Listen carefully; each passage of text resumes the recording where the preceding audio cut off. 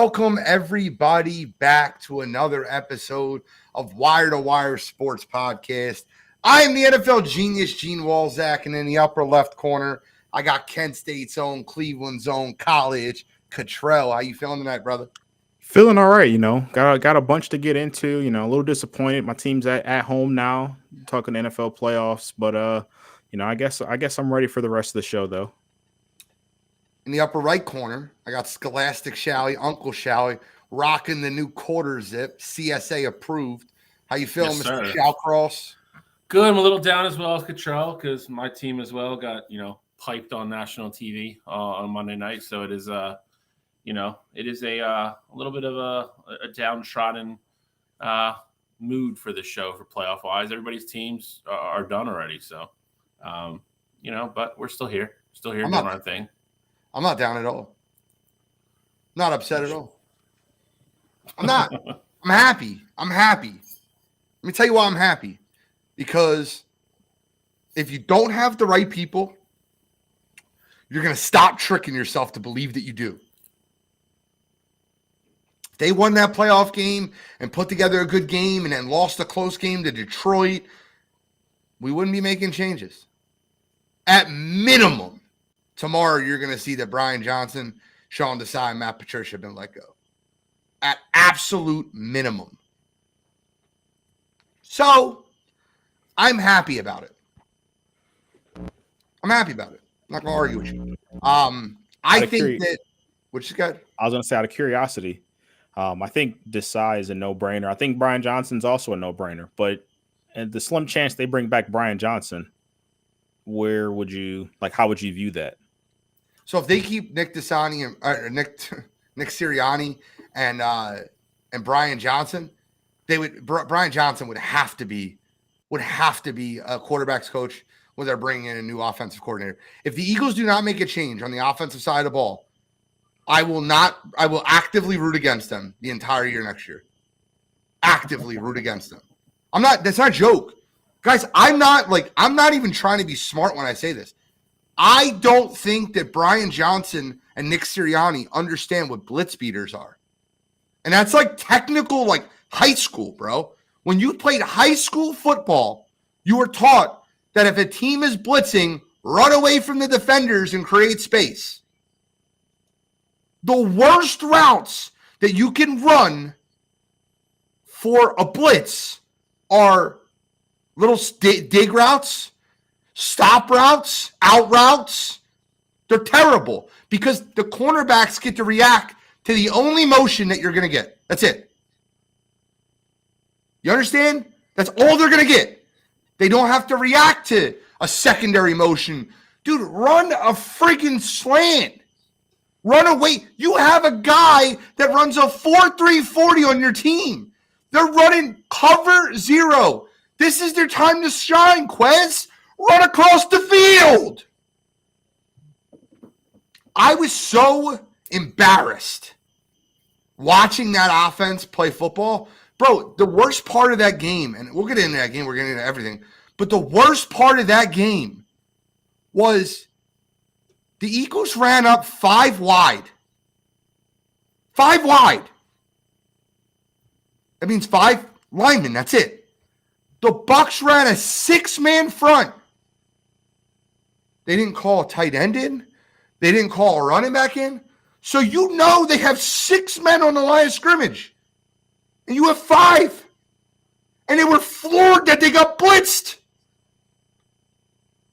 Well, what the hell are we doing? That 4th and 5 might have been the worst thing I've ever seen in my entire life. They ran a jump ball to a 175-pound wide receiver in the back of the end zone versus an all-pro safety. That was the play call for 4th and 5. Dallas Goedert run a 7-yard in route. Perfect route. 7-yard in route. Had space, had a 1.5 yard separation. Hit him with the ball, first down. It was embarrassing. But this is not a Philadelphia Eagles show. So I will not continue. I just need to get that. I need to get that out. It had to get out of the system. So we're going to move forward. We got to recap all of the playoff games. So let's start with Cottrell's Cleveland Browns and the Houston Texans. I don't know if that was like Ohio State on Ohio crime, but C.J. Stroud, Timothy Stroud, my guy was unreal, dicing up a top 5 defense in the NFL, made it look easy. Cottrell, give us your thoughts on the game. I felt like it could have been a little different. I felt like the first half was called very one-sided. I'm not trying to be on Cottrell's side, but the second half, Houston made sure there was no questions. Like, I almost imagine DeMeco Ryans going in there at half and being like, hey, guys, they're going to think the refs helped them win this game, so let's make sure they can't think that way. And then came out in the second half and just dominated. What were your thoughts on the game? What were your thoughts on Flacco and the entire Cleveland Browns defense, who, listen, they weren't the only top 5 defense in the league that got lit up for 40+, but we'll talk about the other ones. Your thoughts on that? I mean, biggest thing for me is that, I think Kevin Stefanski summed it up perfectly after the game. His quote was, "We picked a bad day to have a bad day," and I think that's 100% right. Obviously, Flacco, you knew what you were getting out of him. He's the gunslinger. He's going to throw the ball down the field, and he's going to have some turnovers. I mean, it happened in every game that he started at quarterback for us. He turned the ball over in every single one of those games. And so for him to throw not just one, but 2 pick sixes, the first one being at a time that they were down 10, defense came out and got a stop beginning of the second half, and to throw that pick 6 when, really wasn't needed, could have thrown the ball away and really gave yourself a shot to it at minimum pick up a first down. But even if you don't get the first down, you got a good shot at getting 3 points there and turning that to a 1-possession game. I think that really, put the Browns behind the 8 ball there. And then the second pick 6 was really the straw that broke the camel's back. And, you talk about the defense not being great in that one. They 100%, got lit up in that game for sure. That first half was absolutely, abysmal as far as, the defense is concerned. But I do think that second half, they looked a lot better, coming out of halftime. I think Jim Schwartz made the right adjustments. It just so happened that, the Texans defense scored 14 points and kind of made the score not really indicate how the defense looked in the second half. I do think, that first half, I can't give them any excuses. Greg Newsome, he's played great in the slot all year long. He got torched a few plays. Ronnie Hickman had been a player who, he was an undrafted kid, but at the same time, he was, throughout the season, as far as safeties goes, the weeks that he'd been playing, he had been the 4th highest graded safety in the entire league. But again, this is a kid that went to Ohio State, and I almost felt like CJ knew, hey, this is what Ronnie Hickman's strengths are, and this is what his weaknesses are. And we need to exploit those if he's back there in the secondary, because it looked like they were attacking him pretty much every time they could with the deep shots. But got to give CJ all the credit in the world. I mean, even without Tank Dell and without their weapons offensively, even Noah Brown's on IR now, he still went out there and there was never a doubt. You heard all this noise going into the game about how bad he was against man coverage and how much he struggled. But in this game, you could tell that they made it a focus and they had the game plan to beat man coverage. You talk about it with the Eagles and the Bucks. The Texans came up with a great game plan, knowing exactly what the Browns were going to run. So got to give them the credit in the world. That was a game where it felt like Cleveland was outcoached. They were outperformed, outmanned, everything under the sun. But at the end of the day, I think Kevin Stefanski summed it up best. They picked the absolute worst time to have a bad day. Well, the last week of the season, they didn't play any starters, so I'm not counting that against them. And the 3 weeks prior to that, they gave up 17, 20, and 22. I think most defenses in the NFL would sign up for that. That's an average of 19.5 points a game that would lead you top 5 in the NFL.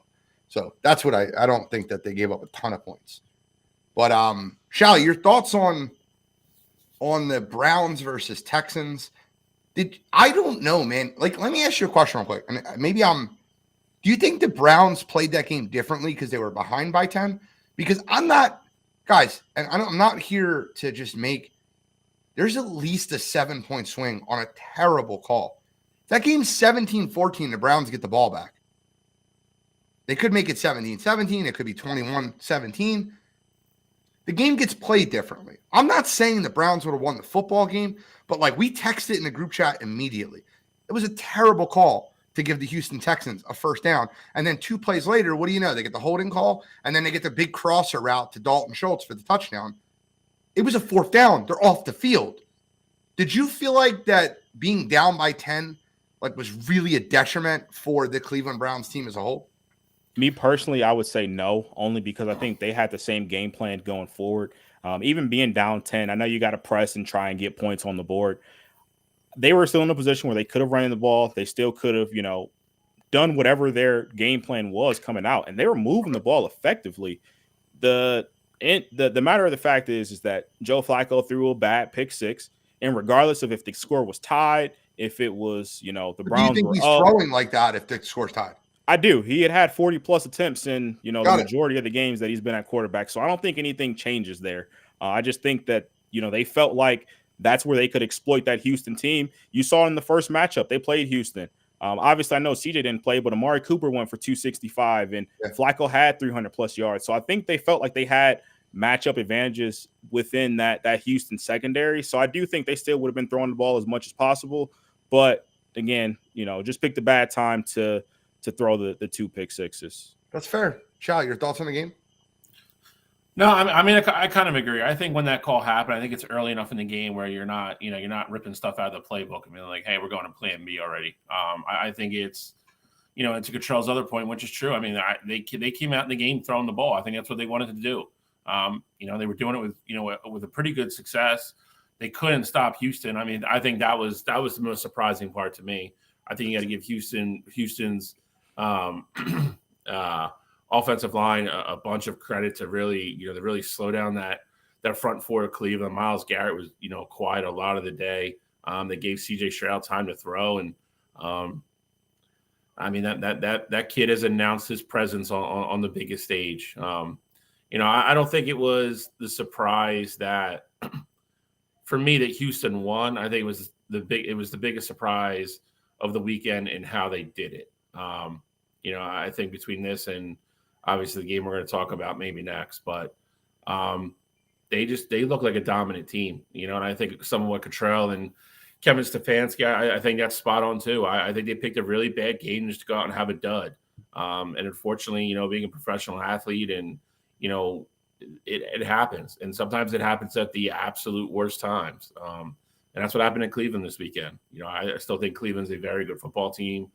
And then on top of that, they showed glimpses like they were going to get back in the game, and they were moving the ball. And then, the pick 6s were just daggers, man. That is a demoralizing thing to try to come back from. I can't use that as an excuse anymore, Mike.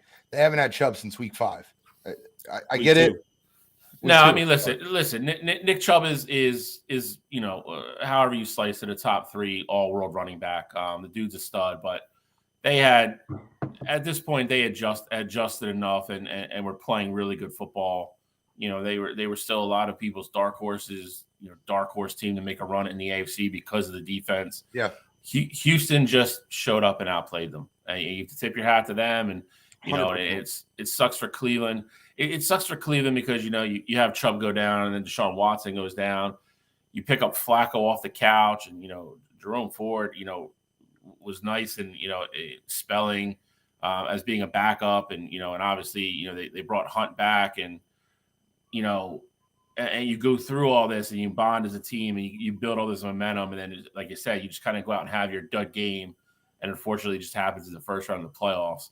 It sucks because it sucks when you rally a team that way and fight through all that adversity, and then kind of get to where you were fighting for, and then that happens. But I was going to say the crazy thing about it is I don't agree with Michael. Of course, having Nick Chubb would have 100% helped. That's not why they lost the game. But to that point, though, I do think even myself, I was so caught up in the ride and things like that. When you're playing with that group of backups, eventually you're going to have a bad game. It's just bound to happen.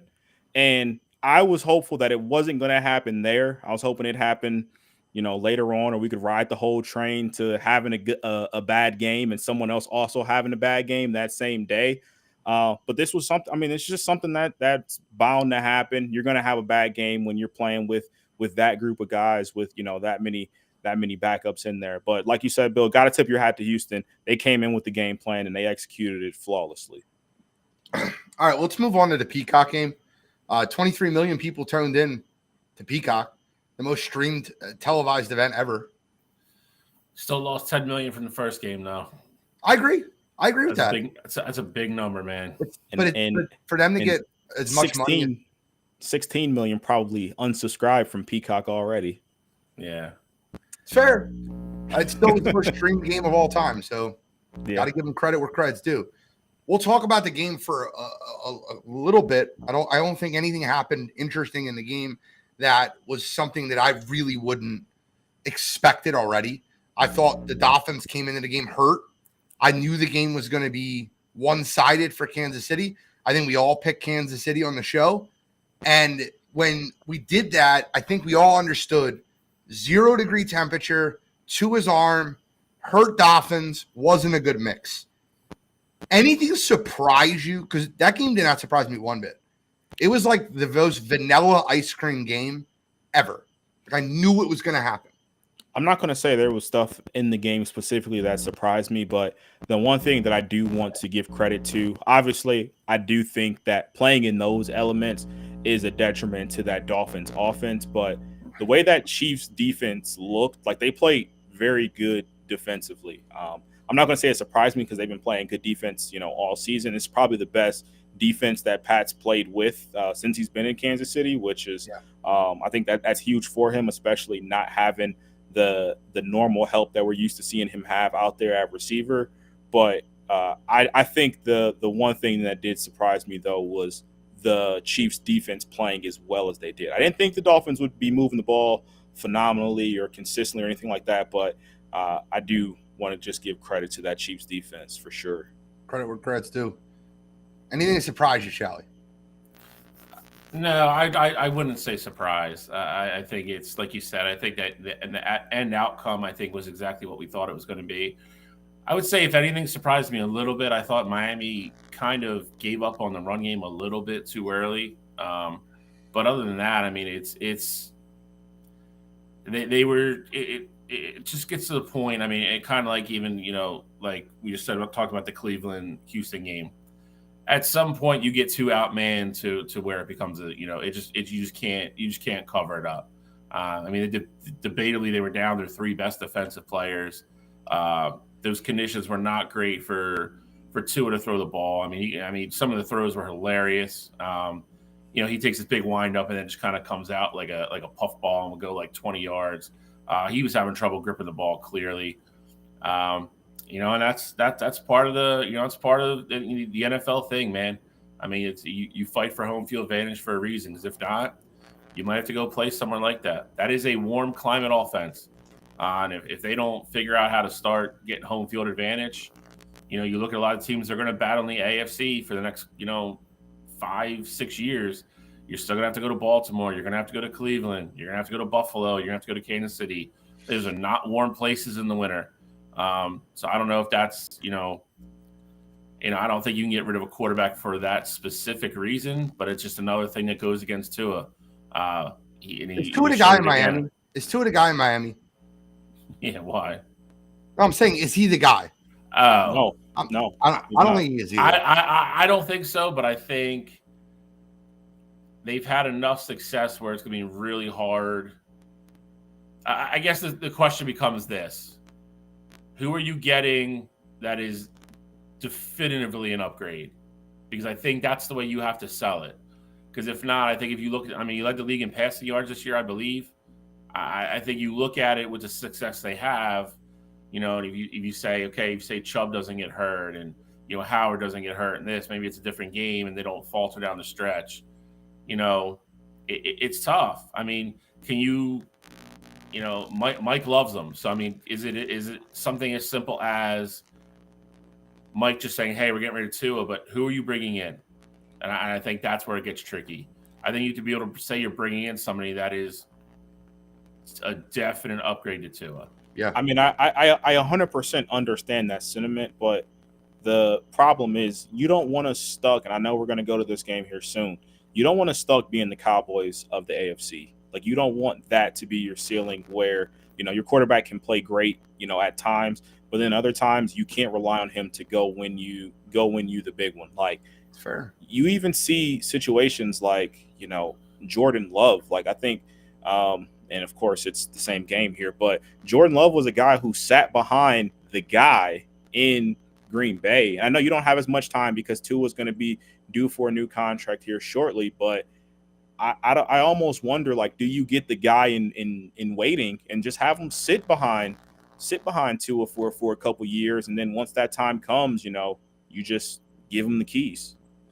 I think that's tough though because they're in a win now window, and I think that is where. Yeah, Tyreek said he's done after next year. Yeah, well, I mean, he keeps getting people pregnant. He's going to keep playing. But I think, again, that team is in a win now mode. I don't think you can give away a couple years where, I agree completely with your Jordan Love point, but I think that was also it was different because you did have Aaron Rodgers in front of him, and it was also we think that window's coming to a close. Whereas in hindsight, maybe after this weekend, maybe it's not, or maybe it's reopening, or maybe they're just overachieving a little bit right now, and they're going to continue to build around him. But I don't think you can. I think the Jordan Love hype. I'll get into that when we talk about the next game. We'll get into it, but I think that hype is so ridiculous. I just don't think. I heard somebody recently that said they wouldn't take 5 quarterbacks in the NFL over Jordan Love going forward. Well, I'm like, are you out of your friggin' mind? I just don't think you can get rid of. Did you not forget a month ago when he lost to Tommy DeVito on Monday Night Football? Am I the only one that remembers what happened 4 weeks ago? Because he looked good. By the way, whatever. Next game on the docket. Might as well talk about it. The Cowboys got absolutely pulverized by the Packers, and Jordan Love looked great. Here's the issue with the game, and I know you guys seen it. There's not a lot of other people that seen it. What did the Cowboys do differently in that game that they haven't done all year? They ran more zone coverage that game than they probably have all season. That's my point. You have 2 of the best cover corners in football, and they ran zone all day. Deron Bland, Stephon Gilmore are 2 of the top. Isn't one of the best combos in football?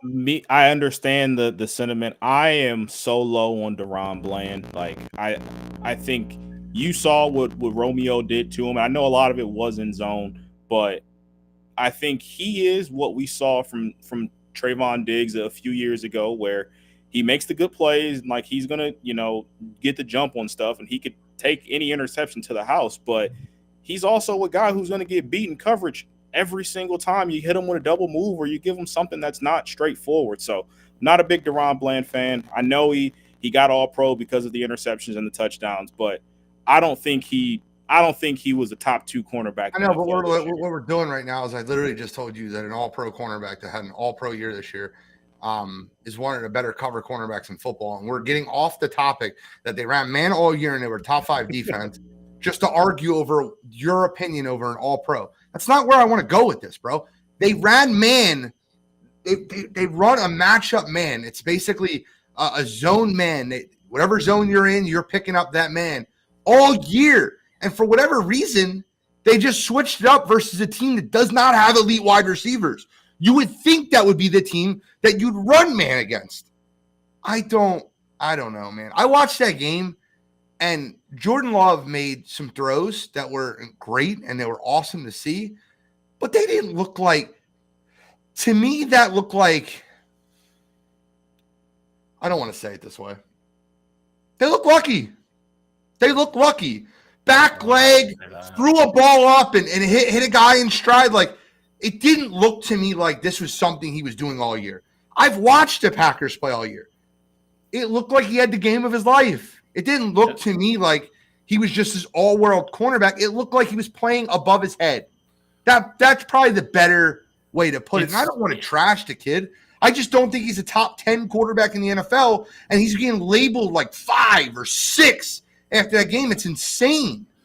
It's a mixture of a lot of what you just said. I think you go look at Green Bay, and I think you could say they're the opposite of the Cleveland Browns. I think they played their best football game of the season against the Cowboys. Yeah. I think you mix in, the defensive issues they have. Stephon Gilmore looked lost. I've never seen that man play like that ever since he's been a pro. He was terrible. I think you have to tip your cap to Green Bay too. In the first half. He didn't have a passing yard the entire first quarter. Not one. I'll get to Dak in a second. Aaron Jones did something that pretty much nobody else could do all year long as well. They couldn't stop him. I mean, he was ripping off 8, 7, 9, 12, 15-yard runs. They couldn't stop him. And they forced him into a lot of, it forced in, it forced the Cowboys to gamble a lot of things. You're talking about like the throw off the back foot throw. I'm not going to say it's lucky he threw that ball with intention. Is it a little bit, maybe a little out of character, like you said, that hit the guy perfectly in stride? Yeah, sure. You could say that. But, that's where he was trying to throw the football. I didn't want to say like lucky. Like, I feel like lucky is the wrong word. But I felt like it was just like, it's not anything he's done all year. And if I'm being completely honest with you, it's not great fundamentals. He's throwing off his back foot. It looked like it was. You know who he looked. You know who he looked like while he was doing it. He watched a guy do it for 3 Look years at in front of him. No, he looked like Aaron. No, he looks like Aaron Rodgers. Off the back, floating the one camera angle they showed it from, like if you would have blocked out the jersey number and like the face and everything, so you knew it wasn't Aaron Rodgers, you would have thought it was Aaron Rodgers. With the flip too, right. Like it was text. Like I feel like he. Obviously, I know we hadn't seen it all year long, but I feel like he knows deep down, like Aaron taught me exactly how to do this. Just like how we saw Zach Wilson in the preseason and how he looked. Like I feel like Jordan Love had that confidence in that game, and I do think that Jordan Love played above his head in that one. But we also seen Jordan Love play in some really good football games. Like this is the same Jordan Love that beat the Lions on Thanksgiving and looked great while doing it. Same Jordan Love that won on Christmas Eve, looked great while doing it. So like I think Jordan Love steps up to that moment. By no means do I think he's a top 10 quarterback, but with this really being the first season fully under his belt and things like that, I think Green Bay has a lot to build on with him for sure. I agree. And I think he's shown you that he has the arm talent to be very successful in the league. It's exactly what they were hoping they got when they drafted him. Now, does he have to work on his consistency? Yeah. The bright lights were on, played an amazing game in Dallas. Same thing with Thanksgiving. You brought the Detroit Lions game. Nobody thought they were winning that game in Detroit on Thanksgiving Day. Went in there, killed Detroit. And then, for the 2 weeks after that, he looked terrible. He's got to work on his consistency. But like I said, he went out and had the game of his life at the biggest moment. We'll see what he does this weekend. But all that being said, it's not why Dallas lost. Not. Telling you guys for 18 months, the man is what he is. He is what he is. He stinks. He's a 13 to 15th ranked quarterback on an extremely talented football team, and he continues to bring them down. I don't even care about Mike McCarthy. I don't care about any of that stuff. That team will not win until they have a different quarterback. You can bring in Bill Belichick. You can bring in Jim Harbaugh.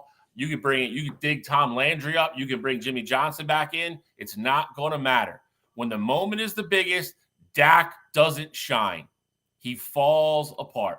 Gene already brought up the good point. He didn't have a passing yard in the first quarter. Then he threw 2 pick sixes. That man was terrible. Terrible. I will tell you this. I know how bad and how split and divided the fan base was over Carson Wentz. It is crazy to me that this man has done this. He's now 2-5 in playoff games, and how he continues to blow games. And you still have half the Cowboy fan base defend him to the death. He's a top 10 quarterback. He's this, he's that. He's not. He's a 4th-round draft pick for a reason. They thought he got lucky because he came in and had success behind the best offensive line in the league with 3 great wide receivers and 2 great running backs and a stud defense that's continuing to get better. He's not a good quarterback. He is average. He is the definition of mid.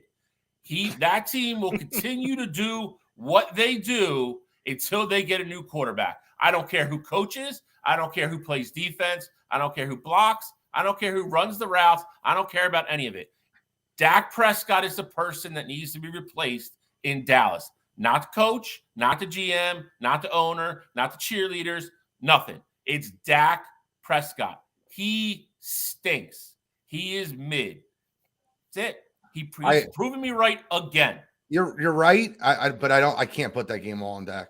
Dak is a reason they lost. He's not the reason they lost.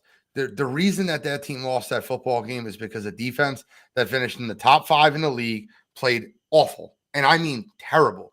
Let me just see something real quick. I just want to, just for the fun of it. Let's go start. Touchdown. They got a punt.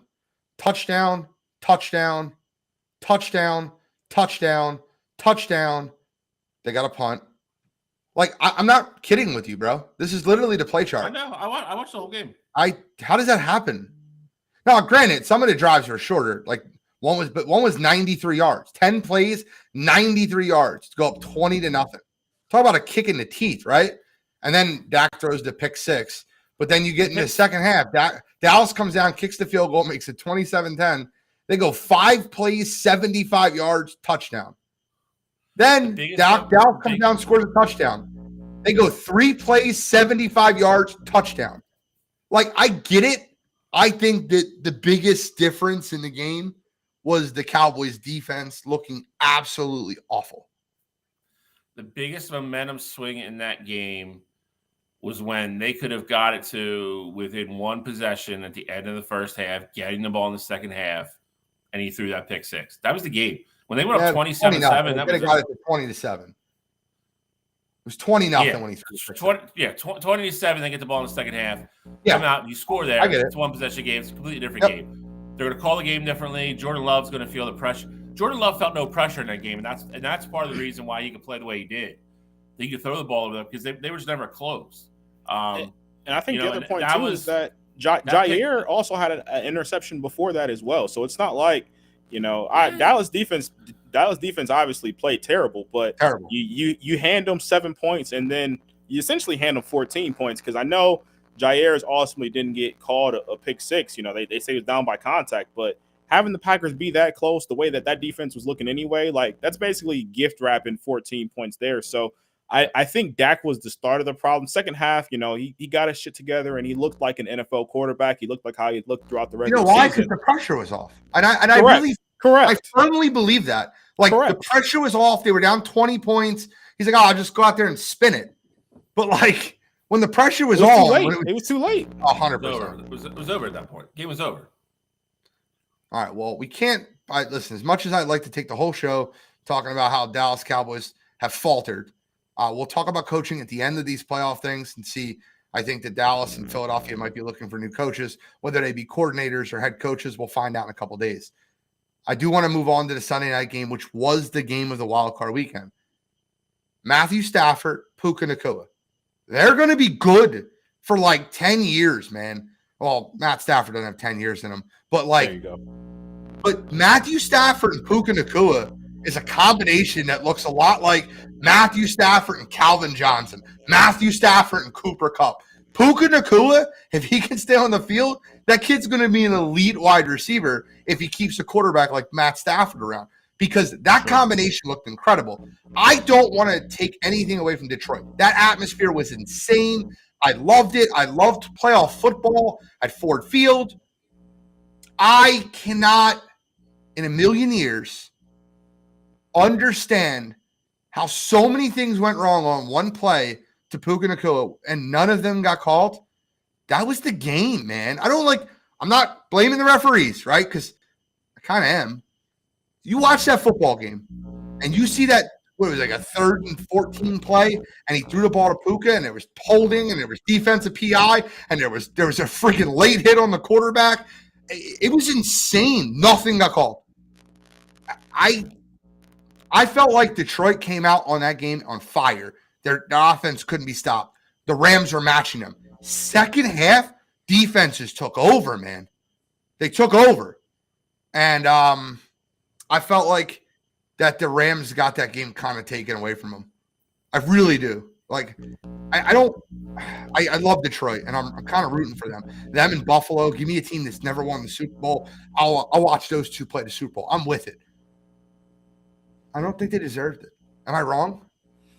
I would say you're wrong only because I think Dan Campbell outcoached McVay. I think you can look at spots. You could look at spots. That sequence in general. Like I agree with you there. Like I do think the late hit, well, not even late hit, but roughing the passer should have been called there. Aiden got him clean, but then the other guy who came from the other side and cleaned him up. I do think that should have got called there. But at the same time, I also feel like in that game, in that second half, there was, the Rams had an opportunity where Sean McVay wasted 2 timeouts because they couldn't get out the huddle in time and get up to the line and snap the ball. And you saw it come down to, Detroit, second down. They ran the slant to Amon-Ra, and it was a first down. And, the Rams didn't have any timeouts left in that game.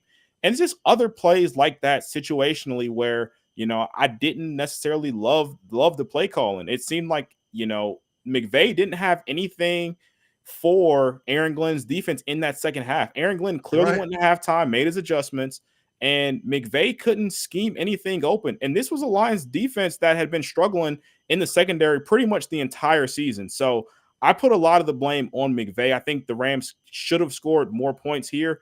And even the drive before they gave the ball back to the Lions, they had the ball in plus territory on the Lions side of the field, and they didn't get the ball in the field goal range. So I agree. There were some bad calls there that I do agree with, Eugene, but I put a lot of the blame on this game on McVay for not either making the adjustments after half and just bad clock management and things like that. I want to take a second before Shally goes to give Raheem Morris and Aaron Glenn their roses. Okay, both defensive coordinators made halftime adjustments. I want to read this out to you guys. I had this prep. Touchdown, field goal, touchdown, touchdown, touchdown, touchdown, touchdown, punt, end of half. That was the first half, 38 points. You guys ready for the second half? Punt, field goal, punt, field goal, punt, punt. Sorry, kneel. That was that second half, 9 points. 38 points in that first half, 9 in the second. Give those defensive coordinators their roses.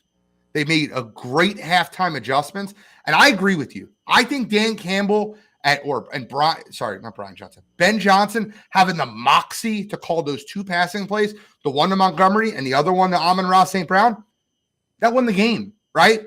You weren't getting the ball back. 2nd and 9, we're not running it again. We're running it. We're not running it again. Slant to our best receiver. We're getting that first down, and we're going to the next round of playoffs. Shally, what are your thoughts on the game? I mean, I agree with a lot of what you guys have already put out there. I mean, I do think that the calls matter. I think it's I think the NFL and these referees either they're going to say it's kind of like hockey. You go to playoff hockey game in the last 4 minutes. If you don't pretty much smash somebody across the face with a stick, you're not getting a penalty called. They either have to decide they're gonna call it like that. If it's not egregious, they're not gonna let it go, or they got to stay consistent. I mean, you saw the BS with the Super Bowl last year with the Bradbury tug. Everything that happened, in that last drive there for the Rams was way worse than that. That could have been called in Detroit. Every single one of them. I think also what affected McVay in the play calling in the second half. He lost Kyron Williams.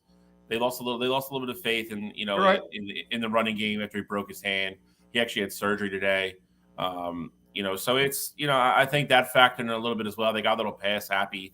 And McVay's a big balance guy. He's a big balance guy. He's a big play action guy. And he kind of lost some of that. And you got to give Detroit credit, like you said with the defensive coordinator. I think he knew they weren't going to run the ball, and he got real aggressive, up front, letting the guys go up front, and then playing defense behind them. So it was a great game. I would say that game didn't disappoint at all. No, by far our best game of the night, whole weekend. It's like anything else. You wish certain things didn't overshadow the play on the field and what the players did, but it's been a common theme for the last 2-3 years. I mean, it's the officiating is a problem. And I don't know what's going to be addressed. I saw a couple cool things like, what the officials should have to have a press conference after the game. I think that would be great. Or it's, you got to start suspending people. They got to pay them more though. It's the truth, right? It's $1 billion corporation. You got to pay these officials more money to get the best talent out there. I'm not trying to be rude when I say this. They shouldn't have to work a second job or be able to be in a position to where Vegas can bribe them. I don't think they have to work a second job. They make they make six figures for sure. They don't have to work a second job. They just have the time to, so they do. Because they only work 16. Bro, if you're making $200,000 a year, you work 16 days a week, and the NFL pays for your travel. Yeah, you're working a second job because you want to. You don't have to. I get it. These guys are making a couple $100,000, dude. It's got to be better. I'm telling you right now, if you get the best officials in the world and you start paying them $500,000 a year instead of $250,000 a year or $200,000 a year, you will not have to worry about these things. You're going to have people signing up to droves to be NFL officials instead of like throwing out these 70-year-old officials that are still calling games, man. I just don't want to see it. It's part of the union, but greed leads to greed, dude. I mean, it's Vegas and those type of people are never going to run out of money if they want to bribe an official. They'll find the money. This is true. And I think the other thing too is that, you talk about these old officials and, them making six figures. I know plenty of people, like younger guys that know the game, that go be an NFL official. You give them $80K, pay for their travel expenses, they'd be perfectly fine with that. So You're again, right. The union and all that stuff. You're right. The union's a big problem with it. Guys, I want to start a petition. I want to see if either one of you guys will sign it. Can we please get rid of Wild Card Monday? Can I go 3 Saturday, 3 Sunday, the way it should be? Yep. Wild Card Monday is stupid. Now, granted, I understood why the Pittsburgh-Buffalo game had to get moved to Monday because of weather and the circumstances that happened. Wild Card Monday is stupid. Right now, the Tampa Bay Buccaneers are going to have to play a team on a short week on the road. I don't think it makes any logical sense. The Buffalo Bills get to stay home, but they're playing a team with basically a day and a half more rest because they had to play Monday because of snow. I understand that. Let's talk about Buffalo versus Pittsburgh. I kind of want to piece these next two games together, and I can't because we got to kind of break down the Eagles situation and the monumental collapse that they had. But the reason I wanted to piece these two games together is both games were kind of blowouts. They were kind of blowouts. Like they were close for a little bit. There were times where you think the losing team could get back in the game. Pittsburgh just showed fight. They showed, they're not going to quit. No, they needed a really big. One time teams don't quit, and that's the point. That's what I want to get into. Pittsburgh had no business winning that football game. I don't think they were better anywhere. Like I don't think there was a position on the football field, maybe safety, that Pittsburgh was better than Buffalo. And they're playing in Buffalo, and that Buffalo Bills fan base, got to give them all the credit in the world, bro. Give Bills Mafia all the credit in the world. Great fan base. Another level.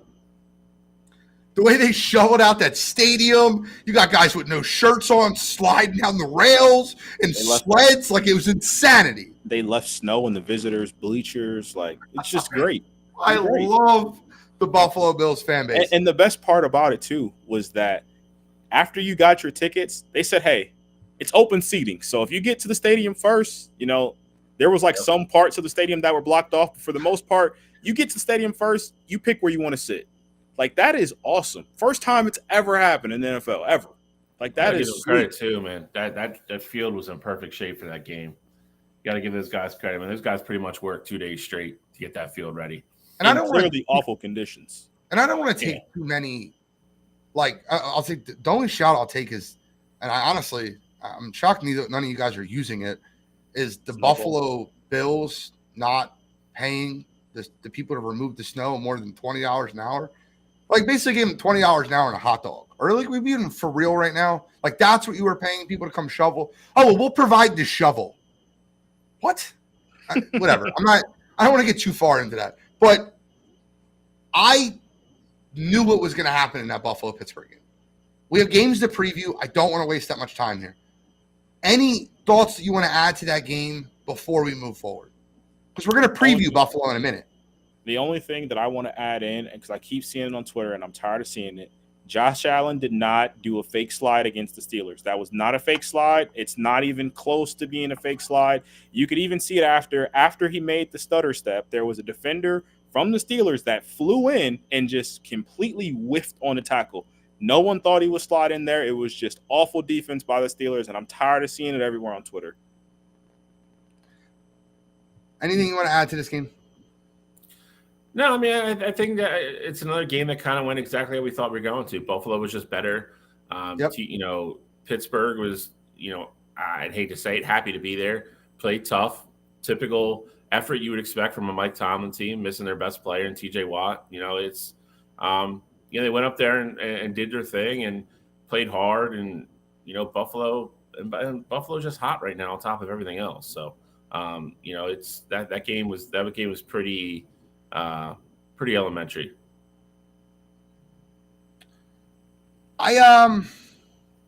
I don't know if what Bill is saying is accurate. Is he saying that's like official? Like, I don't know if that's official or not. We'll talk about that later. But Dallas is not making a head coaching change. McCarthy is returning for the 2024 season, per sources. Adam Schefter. Hate to see it, but you love to see it at the same time. All right, well, let's move on to the last game of Wild Card Weekend before we preview some really good football teams. I've never seen an NFL team tackle as poorly, be as unprepared, not understand how to pick up a blitz like the Philadelphia Eagles did on Monday Night Football. That was an embarrassment of a football game. And instead of going through the football game, we can literally look at the just Tampa Bay drop passes. That game should have been way worse than 32-9. Oh yeah, that was 50. They could have scored 50. And that game to me lies 95% on the coaching staff. I leave the 5% there for Bradbury because I feel like that the amount of money that he gets paid, he needs to be able to run with a wide receiver down the sideline. He needs to be able to make an open field tackle. But these guys were not prepared. They were not coached well. It was a terrible – guys, Cottrell, what level of football did you play?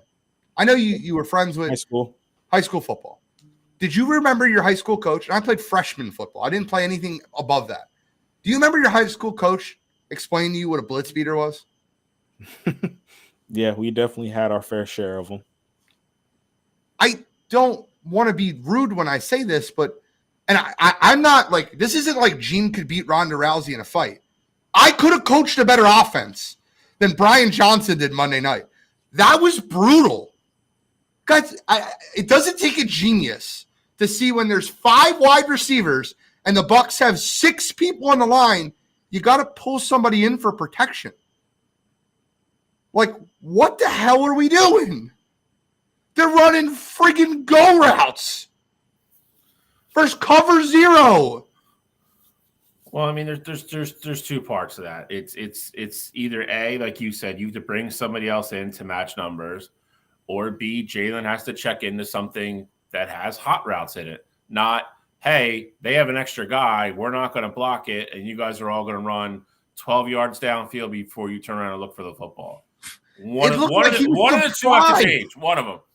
It looked like he was surprised that the blitzer was in the backfield. They're all standing on the line. What am I watching? They're all standing. He's like, there's somebody coming in. There's somebody here. Oh, wow, I had no idea. At a point, though, you knew exactly what Tampa Bay was going to run. And there's a lot of situations where I definitely blame Jalen for not checking or bringing in the protection or changing the protection. But there's also times where, after the first or second time that Tampa Bay did it, Brian Johnson knew 100% that they were coming out, they were going to zero blitzes, and that's just what it's going to be. And he still called the exact same plays. And like I really want to know what Jalen's leash is, how much of the full play control do they give him? And then I also want to know what Brian Johnson was thinking in calling these plays. It 100% matters. If they say, hey, don't audible this play. It doesn't matter. We like the numbers that we're capable of doing it, and that's part of this problem. Brian So you're Johnson saying that he's Brian not Johnson capable of stinks. bringing in a tight end or a running back to block. Did you watch the game? Did you watch that game? Have you watched the last 4 weeks when everybody figured out just blitz Jalen Hurts because he doesn't check out of it? Watch the last 4 games. If he's not allowed to, what is he going to do? What do you mean he's allowed to? He's allowed to. He doesn't see it all the time. That is part of the problem. It was clear as day yesterday. He definitely saw it yesterday. So that's why it brings. So how is that on the OC? My point. I don't know how lenient they are with Jalen Hurts. Well, once again, I know high school quarterbacks hold on. that check whether they're lenient or not, there has to come a time after maybe 4 drives or 5 drives or 6 drives where the coach is like, okay, no more leniency. What are you doing? Like, what are you looking at? And I don't, and I still believe that's on coaching because coaching has to prepare you for what you're looking at. I don't even think, I thought Brian Johnson was terrible. And I don't even think that was the most egregious thing I watched during that game. How many Eagles defenders ran into each other? I remember Ricks running into Avonte Maddox running into Ricks. I remember Morrow running into Byard. What about the 3rd and 3 play on the first drive of the game? Bradbury has the guy tackled for a 1-yard loss. Kevin Byard comes up. Avonte Maddox trips Byard. Rashad Wright runs around all 3 of them and gets a first down. I've never seen so many ex-professional football players. Dan Orlovsky, Ray Lewis, guys that know the football game because they've played it, just laughing at what the Philadelphia Eagles are running. It was so indicative when you seen the Monday night crew all predicting the game to go to Buccaneers' way because they knew that this Philadelphia Eagles team was lost. Ray Lewis talking about tackling inside of a cone. A lot of people don't know what that means. Like, you have to cone the person in front of you. You have to circle them to make sure he doesn't have an escape route. The Eagles' angles defensively are embarrassing. That is just something I can't live with. The effort defensively to tackle. It's not, you can't tell me that these guys don't know how to tackle. They got to the NFL. They understand what form is in tackling. That was an effort thing, tackling. It looked like they were all playing individual defense. Ray Lewis said it perfect. I'm embarrassed of my football team, but why I'm happy of why I'm embarrassed of this football team is sometimes you need to get embarrassed in order to show you what you're watching, to understand that these coaches are inept and you have to make a change. If there's an effort issue, who does it fall on? If there's an effort issue, who does it fall on? It's twofold. The head coach. If there's a culture issue, who does it fall on? Culture's head coach. If you do not know how to pick up a blitz, if you do not know what to do in a situational defense, if you do not know how to play team defense, it falls on the coaching. There's too many holes in the boat to say all the players are bad. You can't just say, oh, they all stink. You can't say that. They all don't stink. Going into this year, Cottrell, correct me if I'm wrong. Did you not say, did Bill not say, did I not say the Philadelphia Eagles have the most talented roster on paper walking into the season? For sure. So if you have the most talented roster on paper walking into the season and you have a collapse like that, it falls on coaching. That's it. We could talk about Jalen didn't play well, or Bradbury didn't play well, or Morrow didn't play well, or the line didn't play well. It's too many things. It's coaching. That's why my profile picture is Fire Sirianni. I need new culture. The culture is broken. And I don't care how many people, listen, I'm not falling for the Jason Kelsey, Fletcher Cox shit. I'm not doing it. They do it all the time they stick them for everybody because they're team players. Oh, Nick's a great coach. And what are you talking about? Let him go. They did it for Doug. They did it for Chip. They did it for all of them. They did it for Carson. I don't want to hear it. I don't want to hear it. I know what I watched for a month and a half. That team needs new coaching. Agree or disagree? I'm not going to disagree. I'm going to disagree with some of the other stuff you said, but it's. I mean, I'm going to tell you right now, you're going to be upset because the rumor is they're going to get rid of both coordinators because it looks like Howie wants to bring Nick back and whatever. But we'll get into that once that becomes official. I don't agree with you. I mean, I don't disagree with you. The coaching's bad, but the problem is you don't know what is coached and what's not, and then what is falling on the players and what the players are not doing. You've looked at now. I will say a lot of this falls under culture. You looked at, A.J. Brown doing certain things on the sideline, and reporters are saying it's this, and then other people are saying it's that. You saw it with Dallas Goedert getting in Jalen's face. There's apparently a lot of that already going on in regards to him missing things. He's missing things. Is it coaching? Is it Jalen? Godfrey just put up his stats against the blitz. They're horrifyingly opposite. His interception to touchdown ratio is backwards when blitzed. It's the other way. He had 15 interceptions this year on top of all the fumbles. He turned the ball over more than he threw touchdown passes this year. You cannot be an elite quarterback making elite quarterback money and have a year like that and look like a deer in headlights when you see a blitz and not know when to check into something or bring Goddard in the block or miss Goddard, like Gene said, when he's over the middle 7 yards downfield with nobody around it. So is a lot of it coaching? Yes.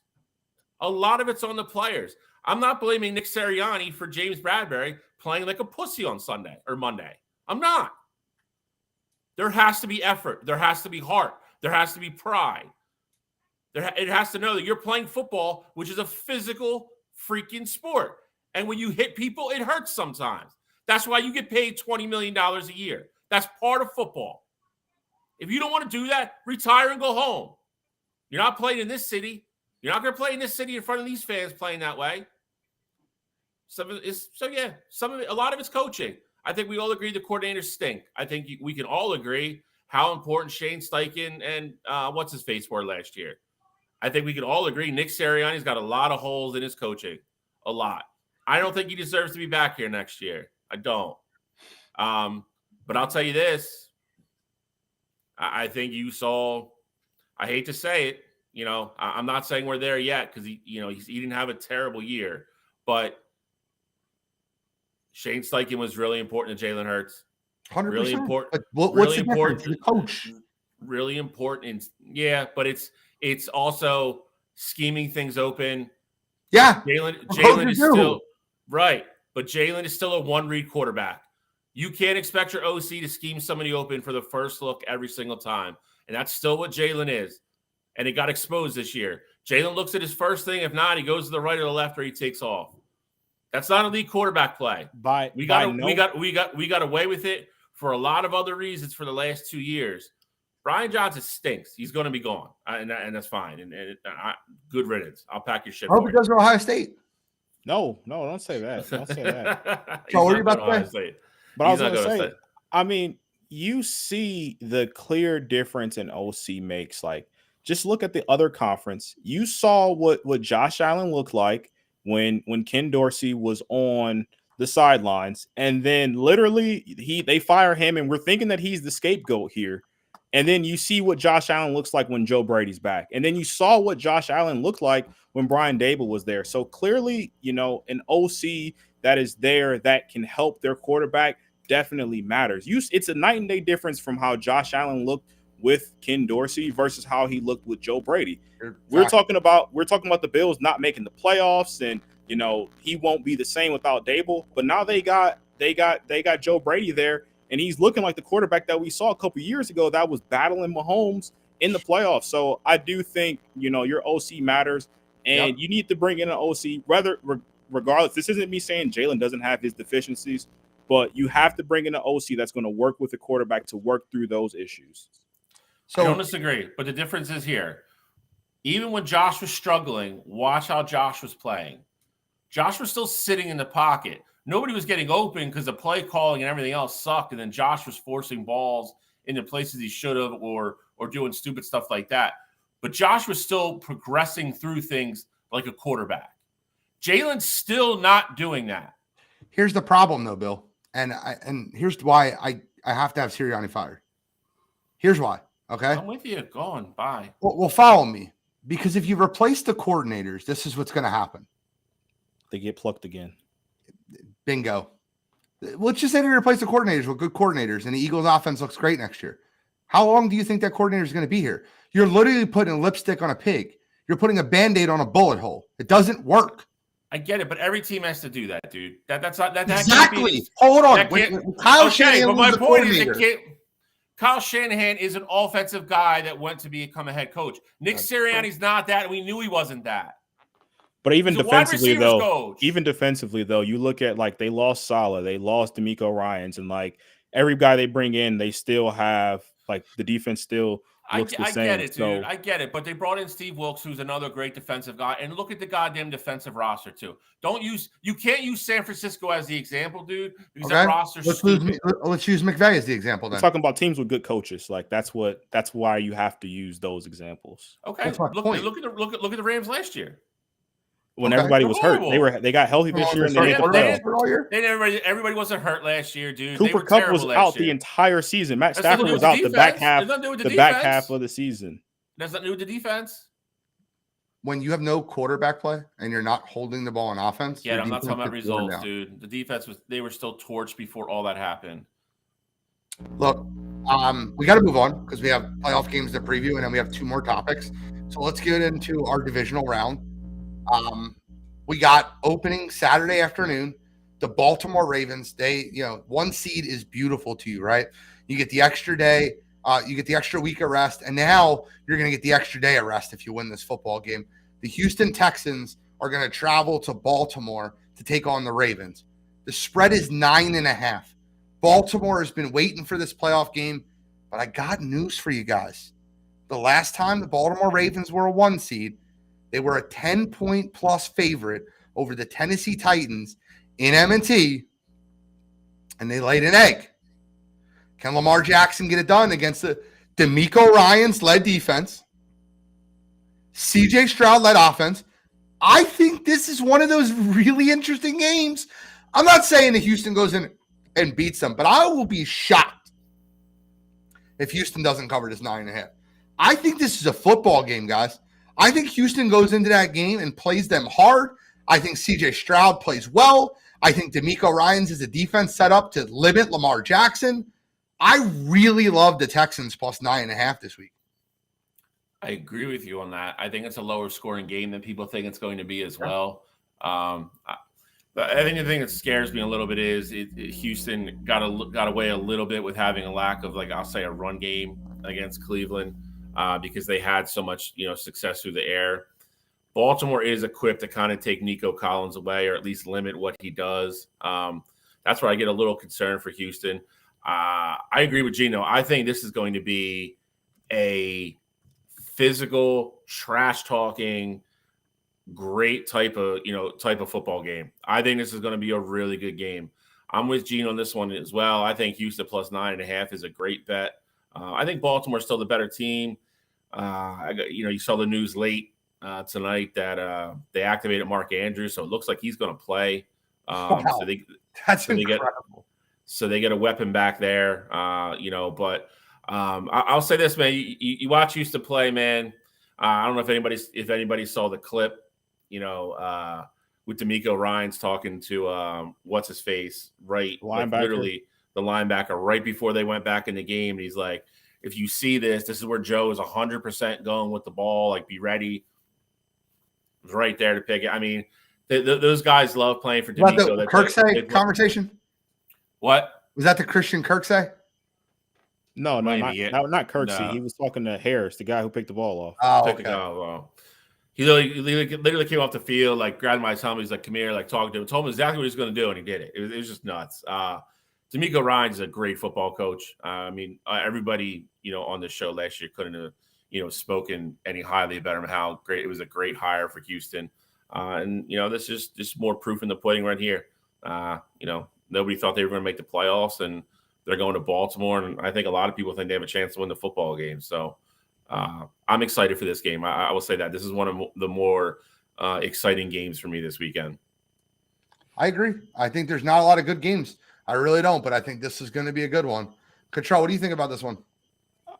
So I'm really torn with this one because I think every week that I think CJ is going to look like a rookie or come back down to earth, he just hasn't had that week yet. And I know, obviously, Tank hasn't played, for a few weeks now, and they just added Nico Collins to IR, and I think that's a not Nico Collins, Noah Brown. They added Noah Brown to IR, which is a huge blow for them as well because he was, really coming on as the number 3 guy there, number 2 since Tank's been out.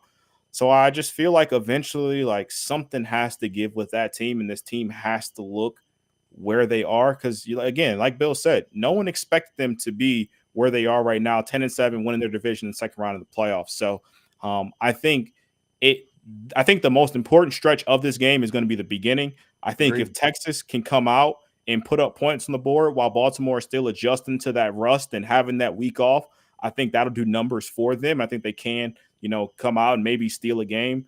But if Baltimore comes out, they slow down that Texans offense, and they put up the first 7-10 points in that game, I do think Baltimore is going to take it. And that's really how I see this game going. Baltimore's defense has looked incredible all year. They've had sacks by committee. We've talked about Roquan. We've talked about Kyle Hamilton and, the seasons that they've had. Patrick Queen has also had a phenomenal year as well. I just think with what Baltimore is doing right now. It's amazing what you can do with linebackers. Sorry. Not wrong.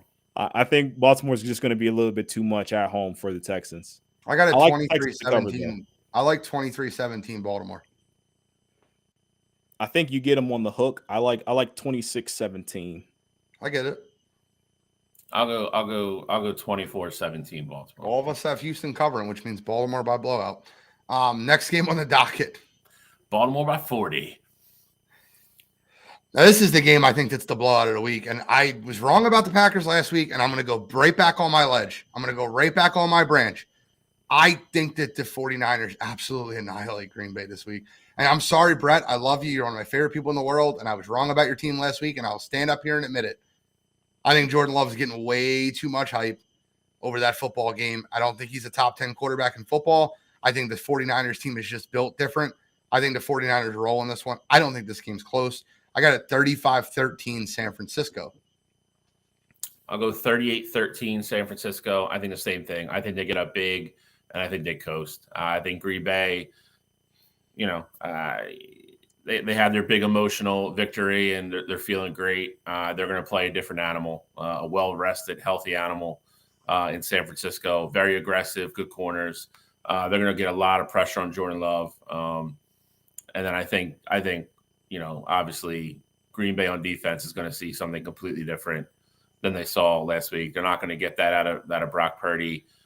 C-Mac is going to be all over the place touching the ball. And then obviously you get Kittle, Ayuk, and Debo involved as well. I think this is just a whitewashing for San Fran. I think it's a little bit of like a scrimmage for them to get ready for the NFC Championship game.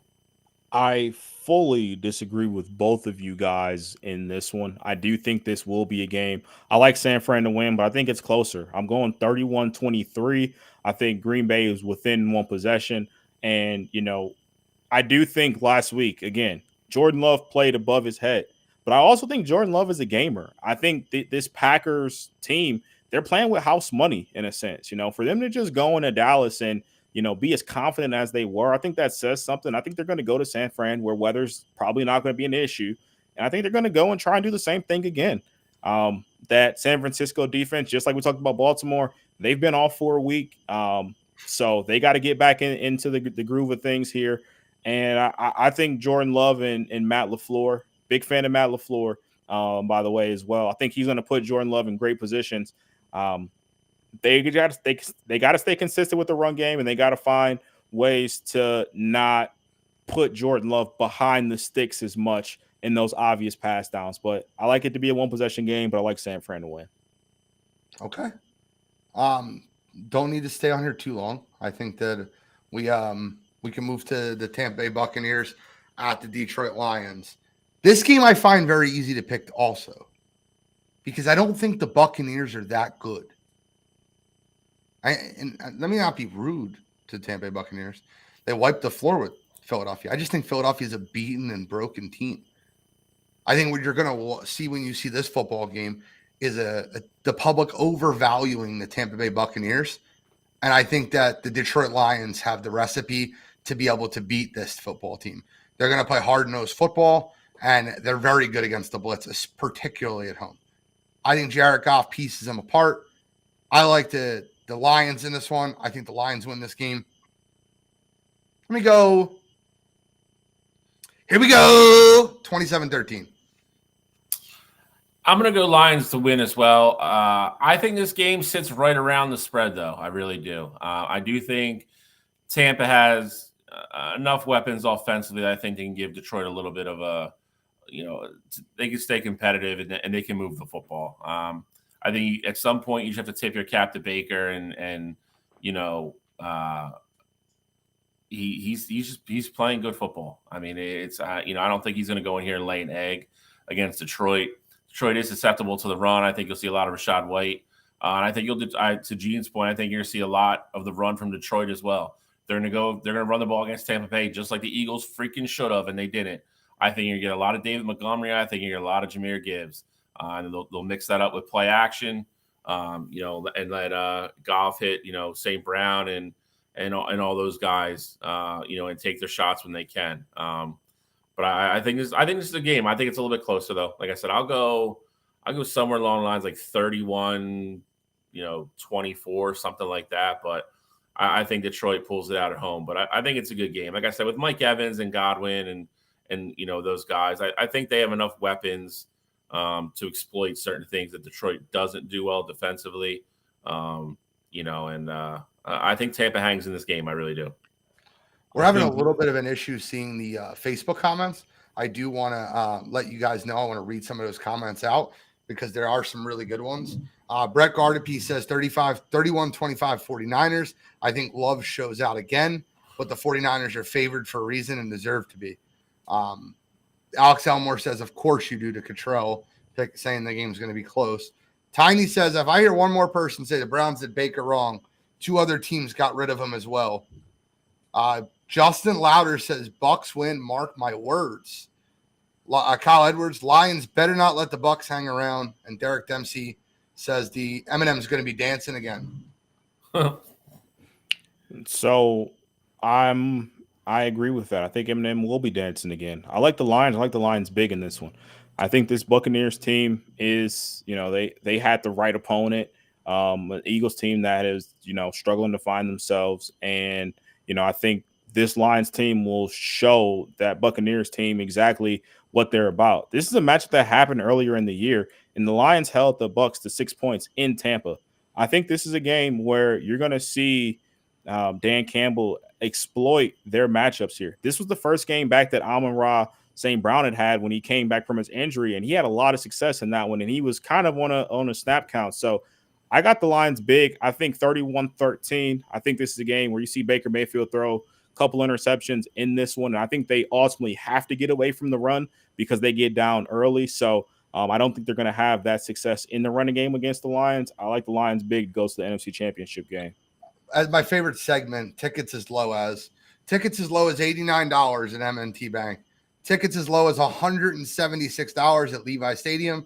Tickets as low as $145 at Highmark in Buffalo. Detroit, tickets as low as $502. Yeah. That team is behind their squad. Let's go. All right. This is, in my opinion, the main event of the evening. Might have to watch this game on mute. Tony Romo and company in this game. The Gobble Fest. The defending Super Bowl champions, Kansas City Chiefs, all-world quarterback Patrick Mahomes, Travis Kelce, Rashee Rice, head into Buffalo. Don't forget Taylor Swift. By the way, this is really funny. Patrick Mahomes' first road playoff game. Yep. Ever. Wow. Is that real? It's real. I mean, outside the Super Bowl, it's obviously not a road game, but the guy's never played in a visiting playoff game. When I heard that, I was floored. It's been the 1 seed. He's played every game at Arrowhead. That's incredible. Well, they're going to have to see if they can circle the wagons in Buffalo. And we'll find out. Buffalo Bills are riding high. They're looking good. A little bit less rest, but they are staying home. I don't think the cold atmosphere will bother either football team.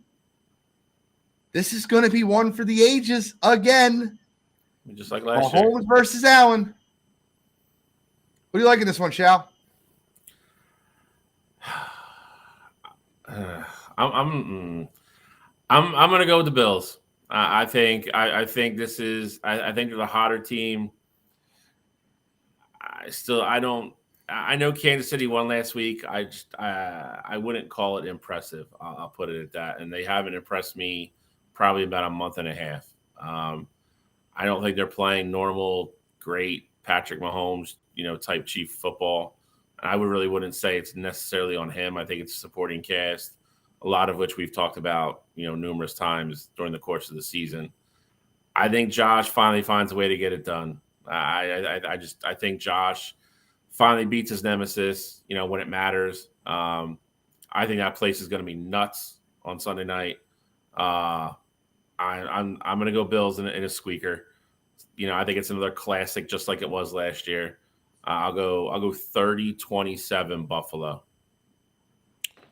I do not have the stones to pick against Patrick Mahomes. That's just the reality of the situation. I've seen this Chiefs team play all year. I think their receivers are going to ultimately cost them in a game, but I won't be the one to predict it. I think Buffalo, especially right now, they're hit by the injury bug as well. Defensively, they got a lot of issues. That linebacker, I think that's right where the Chiefs want them to have their issues. Pacheco runs the ball hard. I think Pacheco is going to be due for 90, maybe 100 yards in that one. I got the Chiefs winning. I do think it's a barn burner. Maybe it even goes to overtime, but I like 27-24 on a walk-off field goal by Butker. Well, I will say this. I want to read some comments first. This game should be fire, Tiny. Brett Gardapi says Bills win 30-20, 3-point game, and the Bills pull away late with a touchdown. Derek Dempsey, Pacheco has a great game. Matt Godfrey, Bills. Tiny Williams, Bills, Bills, Bills. Matt Godfrey, the Bills beat the 0-3 Eagles. Bills offensive line, healthy, played together all year. Tiny says, no balls, Cottrell. And I will go with nobody circles the wagon like the Buffalo Bills. I'm rooting for two teams that have never won a Super Bowl to make it to the Super Bowl. Give me the All Blues. Give me Buffalo versus Detroit. I want it. I'm going to root for it. Give me the Buffalo Bills. Give me Josh Allen. Give me Joe Brady. Give me James cooking in the kitchen. I'll go Buffalo. I don't forget a score. 30-23. Nobody circles the wagon like the Buffalo Bills. They're going to have a fight if that's the Super Bowl, who gets to wear their blue jerseys. I will. I think the Bills should go to the whites, man. The little whites with the blue racing stripes on the shoulder, a little old school Eric Moulds action. Did they ever play a Super Bowl in the whites?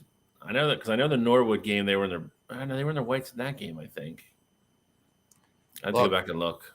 I'm looking forward to it. I hope that happens, but I doubt it. But that's okay. That's what I'm rooting for. I'm going to root for it, and that would be incredible to me. I want Buffalo to win the Super Bowl. I'm rooting for them. Their fan base is incredible.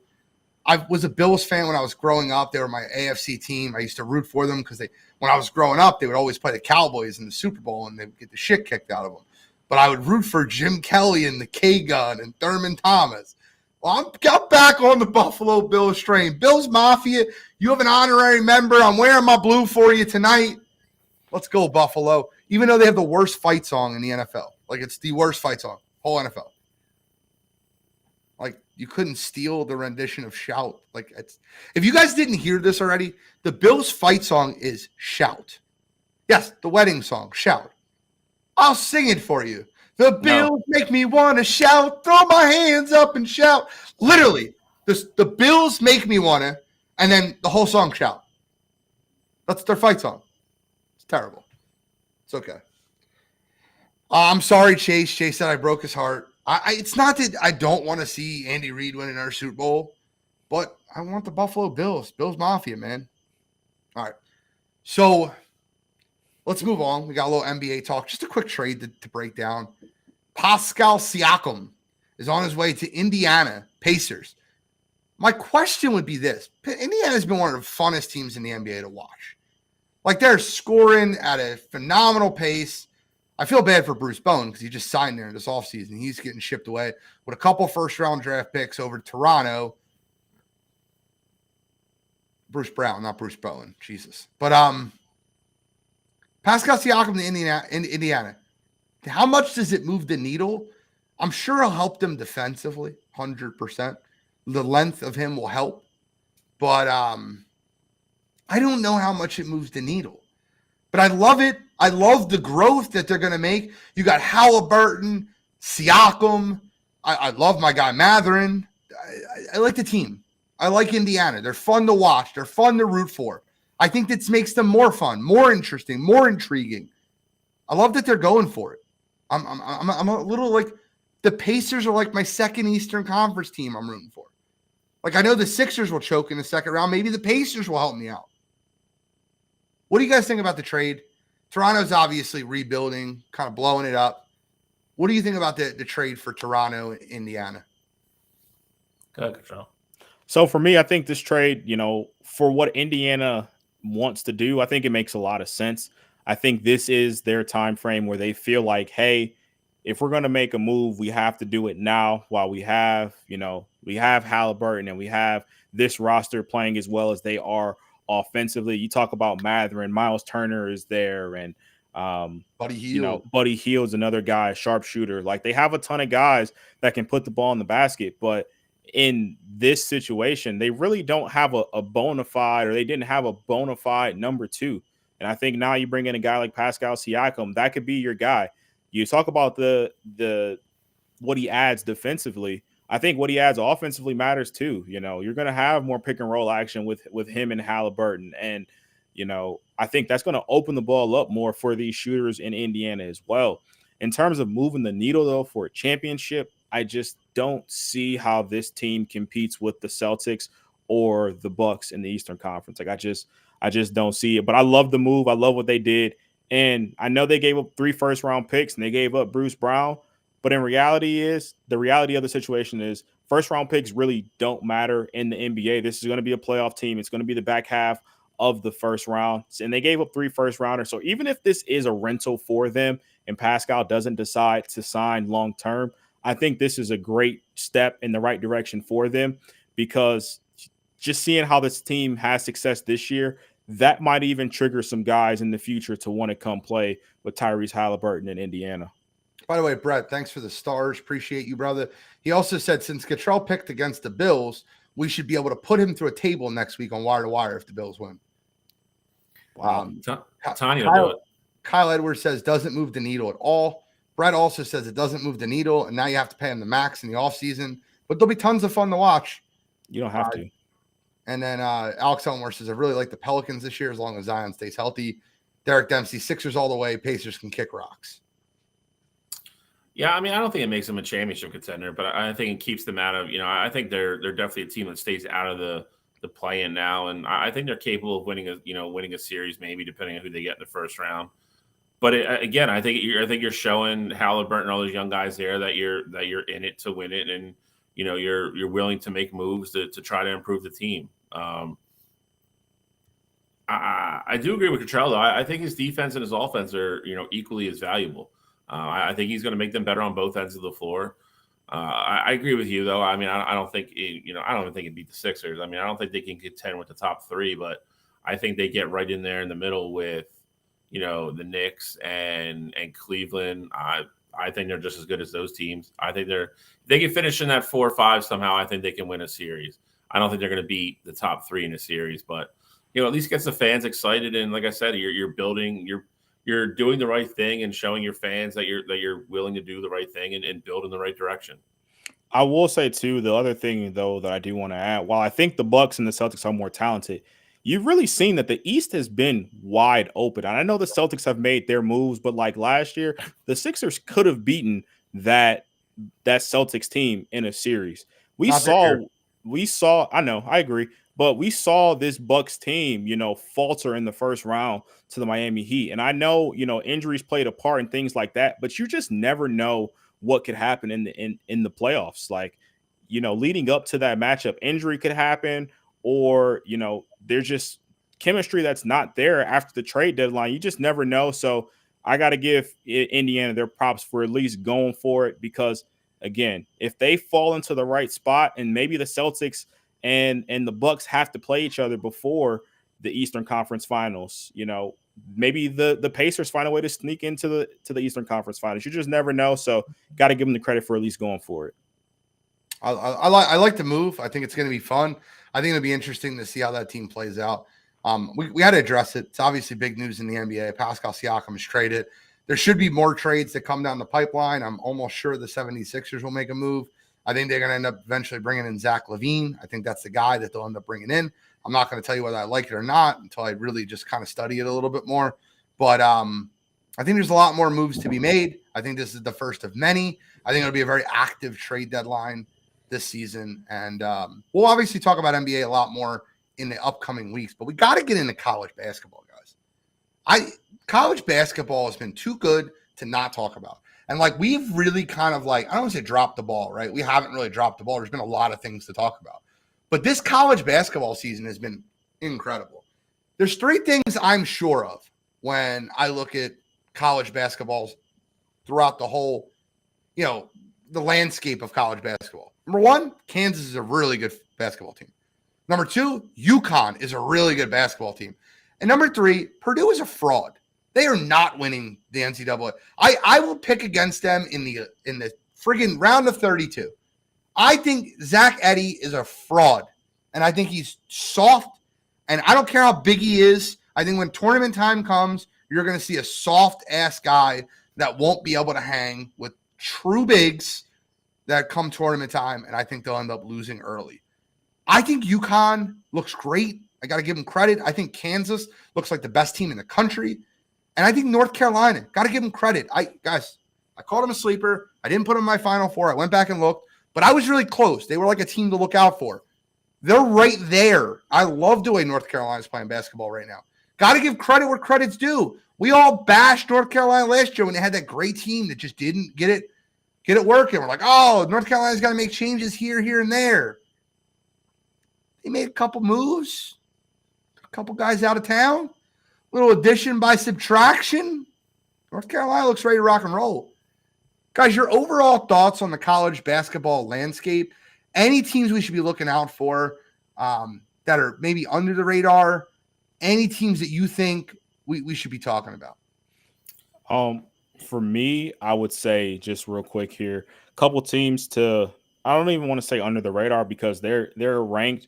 Utah State's having a phenomenal year so far. They've got a couple good wins under their belt at this point, and I think this is just kind of I'm gonna pile up some teams here, but that second tier in the Big 12 is gonna be phenomenal. Like, you have Iowa State and BYU just played a great game a couple nights ago. Kansas State obviously is playing good basketball. Texas, like we've talked about Kansas already. Baylor's always going to be there.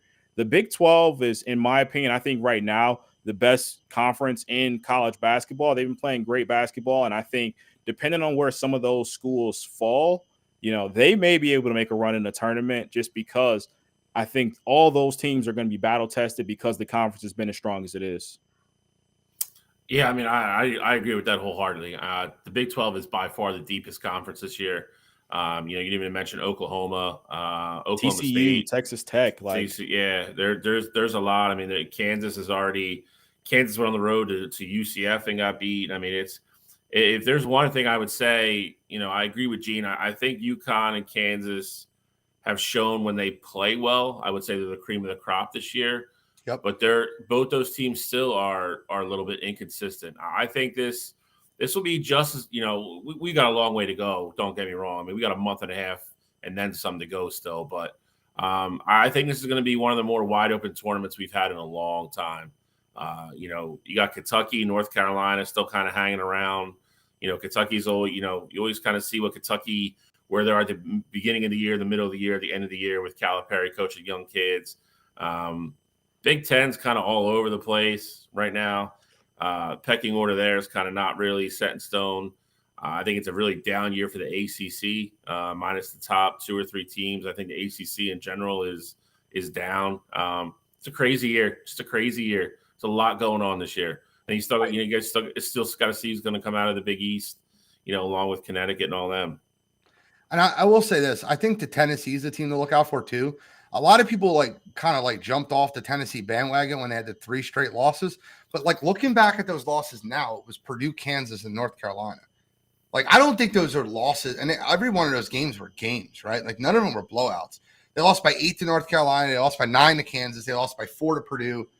And they've really handled business versus everybody else they've played. I mean, they beat the crap out of Ole Miss the other night. I think that Tennessee's a team to look out for. I think they'll eventually get it together. I think that they'll eventually be able to take on, some of the top teams in the country. But man, I got to give credit where credit is due. I did not think UConn would be having such a run like they're having now. They've looked incredible. They blew out North Carolina earlier in the year. Gonzaga, who was top 10 ranked, is on the bubble. They don't even look like they're going to make the tournament right now. UConn smashed them. They're really handling business over there, UConn, and they're beating the crap out of Creighton again tonight. So give UConn their roses. UConn's looked great. It's a lot of really good college basketball teams this year, and it's wide open. I think the one thing too that I do want to add in. Normally, I'm behind you with the Purdue bandwagon. I always think Purdue is overrated. I think they look different than how they've looked in years past. I know they're still feeding Edey the ball, and their offense runs through him. But I think they have guys on the perimeter at least that can create their own shot and kind of get to their spot this year. I think Braden Smith has taken a step from last year, and I think that Purdue team will not be the team that doesn't make it out the first weekend. I think that's a Purdue team that I could see going into the Sweet 16, potentially the Elite 8, depending on how it all falls. I don't necessarily want to be on the wagon that they're frauds this year because I don't think that's the same case with this team. Well, the one thing I think that they did that I thought was really smart is Coach Ryan Walters brought in 3 guards to surround Eddie. So they essentially have Big Eddie, and then they have 3 guards to surround him. They've kind of ran it's funny. They've ran it's very Villanova-esque offense. But what they've done is they've basically used the center as the flagpole. And they throw it into the flagpole, and the flagpole gets double teamed, and he kicks it out to a guard. I feel like he's going to fold, man. And it's just, when I watch him play, I just see softness. And it's the same softness I seen when I seen Chet. And Chet has obviously turned into an NBA player. I don't think Eddie will ever turn into that.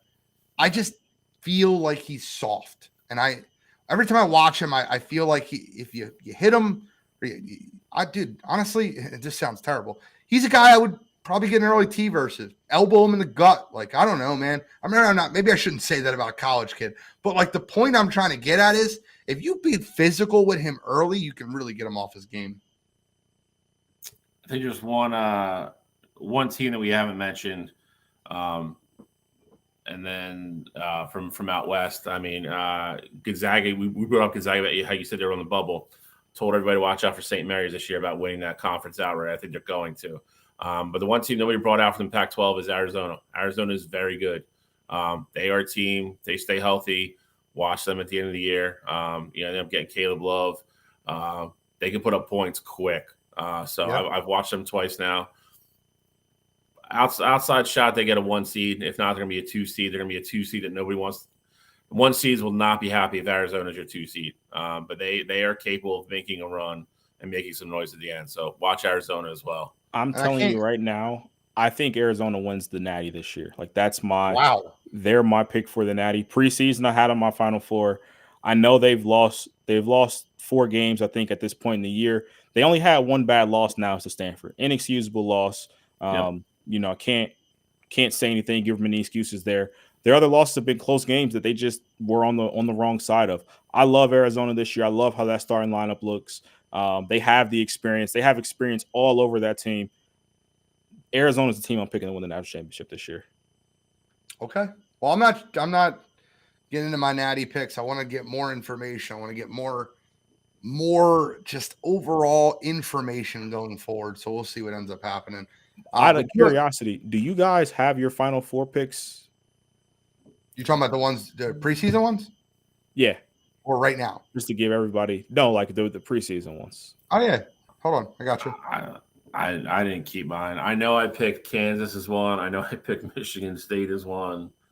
Arizona actually might have been one of mine. I'm not sure. The only two that I know Arizona for sure, was one. The only two I know for sure that I picked though were Michigan State and Kansas. But I do think Arizona might have been one of them. I don't remember my fourth. I went back and looked mine up the other day because I thought I picked North Carolina, and I didn't. So give me 1 second. I can find it in hopefully a second. I feel like Duke might have been my fourth one. I know I had Duke. I know I had Arizona. I know I had Kansas. And then I think my fourth one was Kentucky. We did that the show after the NBA. We did like early November. Yes. I mean, if you don't have it, that's fine. I just wanted to see if you did, then we could have just, gave everybody an update. Like, I don't think we had any teams that have fallen off yet. Like, I know last year I had North Carolina in my Final Four, and we knew that train had gotten off the rails by January. I mean, Michigan State kind of sucks. Kind of lost, man. I thought I had it. I don't. That's fine. Wait, is that it? Yes, I do. I had Kansas, Marquette, Tennessee, and FAU with UNC as my sleeper. FAU see, actually, I feel like FAU was in one of mine now. That might have been my fourth team. They're still in it. I mean, they are. I just, like I said, I know Michigan State was one of them, though, and they suck, so. All right, well, let's get in this little UFC action. We got a pay-per-view this card. It's 2 championship fights. UFC 297, Strickland versus Duplessis. Raquel Pennington versus Mayra Bueno Silva, both for titles. We're going to start with, before we get into that, I always ask this question, and I'll ask you guys again. Is there a fighter or something on this card that you're looking for outside of the 2 main events? Anytime Arnold Allen is on a card, I am locked in. I hate you. Arnold Allen is my guy. So I'm locked into that one. I'm an Arnold Allen fan. And I know he's going to put on a show on this card. Probably one of the only shows that we see the entire card. Yeah, I don't. It's not a great card, but there is 2 championship fights on the card, so we got to talk about it. We got to break it down. We're gonna try them all until we try them all. Kidding. I like Arnold Allen also. That's the person I was going to talk about. I kind of wanted to. I used that as a platform to bring him up, but you already stole it from me, so I appreciate that. Anyone else, Shally, that you like? No, I mean, I think Arnold Allen's if you know who he is and you've seen him fight before, he's kind of the guy that sticks out like a sore thumb in a good way. The other fight with Neil Magny and Mike Mallett, I mean, I know there's a lot of Neil Magny fans. I don't think he's going to win that fight though. But I mean, I think Arnold Allen is kind of Cottrell kind of summed that up nicely and said it in a nice way that, I mean, he's probably the most exciting guy on this card. By the way, Derek Dempsey, we are doing a bracket thing, like bowl thing. I forgot to fill it out. I need redemption. We got you. And then Kyle Edwards says, you keep saying give him a hard foul early. You're just saying that. And he also said, can I get BC to make a tournament? Jeez. No, you're not. Probably not. But all right, so let's get into the card. Let's get into the main 2 fights. Mayra Bueno Silva versus Raquel Pennington. How do you see this fight going? Cottrell, I'll start with you. I see this fight as clear as day, right? Like I have no doubt who's going to win this fight. And So for me, I think Mayra is the next one up here. I think Raquel Pennington is, she's a good fighter for what she is. I don't think she's championship caliber, Mayra Bueno Silva has looked great in her last few fights. Most recently in July, she choked out Holly Holm, and at that point I knew she had deserved a title shot. Came out afterwards that she had tested positive for something. So I think really that's why they waited so long to make this particular fight. Obviously with Amanda vacating the belt as well. That's also why we're here. But I like Mayra by submission in this fight as well. I think it goes second round. I think she dominates that first round as well. Doesn't have enough time though to get her down to the ground. But I like her to submit her in the second round. I will go Mayra as well. I think she's a better fighter. Cottrell was going to say everything I want to say. She's her last 3 fights, she's looked great. Obviously, the Holly Holm incident, got turned over, but it was she tested positive for pretty much what ended up being her ADD medicine, which she's never had an issue with before. So I think that's kind of why that went away very quickly. She's just a better fighter. I think she's a better all around fighter. Raquel is obviously a very tough fighter. I think she's a little bit one-dimensional. I like submission as well. I'll go to the third round though, so I gotta have something different from Cottrell. I'm not going to. I already have it written down. I have Mayra by second round submission. Raquel Pennington's best overall fight was her 5th round getting knocked out by Amanda Nunes. Like, this girl is not great. She's got no signature wins in her career. 8 years ago, and this is the funny part about Raquel, 8 years ago, she beat Jessica Andrade by submission, and that's like her staple. Like, they still show highlights from it because Jessica Andrade is where she is at now. Jessica Andrade was not where she is now 8 years ago. I'm just sorry. I don't want to trash Raquel. I think Raquel has done a great job to earn where she's at. But Mayra Bueno Silva is a championship caliber fighter. Raquel Pennington is not. I like Mayra. I like her by second round submission. I think you should throw a couple dollars on it. I think it's a really good bet. It's probably at like plus 500, plus 600 for the round and the submission. No debate. I guess we'll just stop. Let's move on to Sean Strickland versus Duplessis. Cottrell, your guy Duplessis is in this fight. Are you going with Duplessis here? Yeah, I am. I like Dricus to win this fight as well. I think Sean Strickland is a guy who, again, good fighter. In reality, I mean, I think he's the Raquel Pennington of the middleweight division. He found a way to get the belt. Like, he stole it off of Izzy, but in reality, he's just the middle of the road guy who's a good fighter, but he's not championship caliber. And I think the UFC wants, Dricus to ultimately win this fight as well. I know Izzy said he's taking some time off, but I think it'd be hard to imagine that they don't try to set up Izzy versus Duplessis like how they did, like they tried to do that before when Sean Strickland ultimately won the belt. So I like Dricus by decision. I think it goes all 5 rounds. I do think there's a point where he has a chance to stop him. But I think Sean Strickland's a tough guy. I know that Pereira knocked him out, but that's typically not what you get out of Sean Strickland. So I like Dricus by decision. I think it's rather dominant. And then you're going to see him call out Izzy, since Izzy will be in the building. I don't think there's any chance. I don't think there's a snowball's chance in hell that this goes to the decision. I'd be willing to bet whatever you want, anything you want, that this card does not go to decision. Duplessis has been in 22 professional fights. Just want to take a guess. How many went to decision? Like 1, maybe 2. 7. 1. And it was the fight versus Brad Tavares. It was 3 rounds, and he absolutely wiped the floor at Brad Tavares. I'm surprised Brad Tavares got. Duplessis will knock you out, and if you give him your back, and if you pull guard, he will submit you. He is a well-rounded fighter. I don't see a path to victory for Strickland in this fight. I think Duplessis dominates him. I don't think this is a close fight. And Sean Strickland, and Duplessis can call out Izzy all he wants afterwards. The fight that needs to be made is Khamzat Chimaev versus Dricus Duplessis after this fight. They told Khamzat if he won his fight, he would get a title shot. They pulled it because he didn't look great versus Kamaru Usman, who was the 170 champion for 20 years. I don't know. I don't like it. I want to see Duplessis versus Hamzat Chimaev. I don't want to see Izzy again. I want to see Chimaev versus Duplessis. It opens the division up. It gives us new title fights. That's what I want to see. Well, Hamzat did hint at fighting at 300. So maybe if Duplessis doesn't take enough damage, a lot of damage in this fight, he could have a three-month turnaround and fight at 300. Possible. Shah, who you liking this one?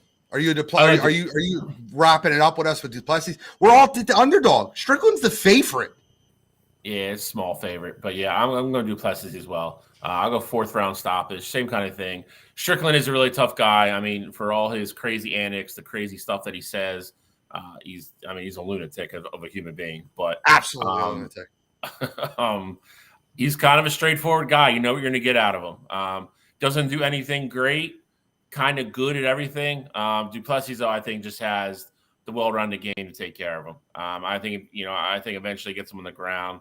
I'll say he subs him, but I think it's a good fight. I think it's going to be a little bit one-sided as well. I think Sean Strickland has a very, very bad habit of just kind of keeping his head in the same place and just taking bomb after bomb because he's got one of those caveman head. But I think over the course of the fight, Duplessis just wears him down and eventually stops the fight in the 4th round.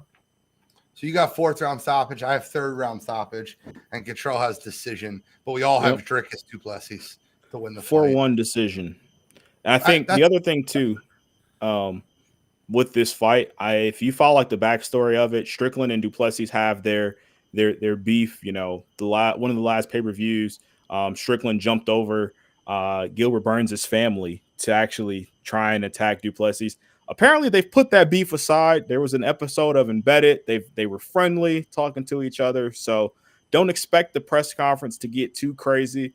But there is that small chance that it does. If Strickland says the wrong thing, I know Duplessis will definitely go back and talk about Sean Strickland getting abused as a kid. Oh my God. It's nuts. I think that Sean Strickland needs a microphone as far away from him as possible. He's must-see TV when he's talking because he says a lot of stupid stuff. But, man, to thank his father for abusing him as a child last time when it's just I can't. Not a fan. Hope he gets the belt taken from him. Anything else you guys want to talk about UFC before we move into You Gotta Be Kidding Me? Dana's putting together a fire card for UFC 300. I know we're still a few away from that. 299 is also sweet. So we got some really good cards on the horizon here. I can't wait for them because this one's not it. Not at all. All right, let's get into You Gotta Be Kidding Me. Cottrell, I'll start with you. So for me this week, my You Gotta Be Kidding Me is George Pickens of the Pittsburgh Steelers for his post-game interview after his loss to the Bills. So in that game, obviously, we talked about some of the calls. We talked about the fake slide that's been going around everywhere, and was it a fake slide? All this stuff. So George Pickens is a guy who, so far throughout this year, between the Steelers and the NFL, he's been fined $200,000. Clearly, also a guy who has shown poor leadership on the field, not blocking when he's supposed to. All this stuff.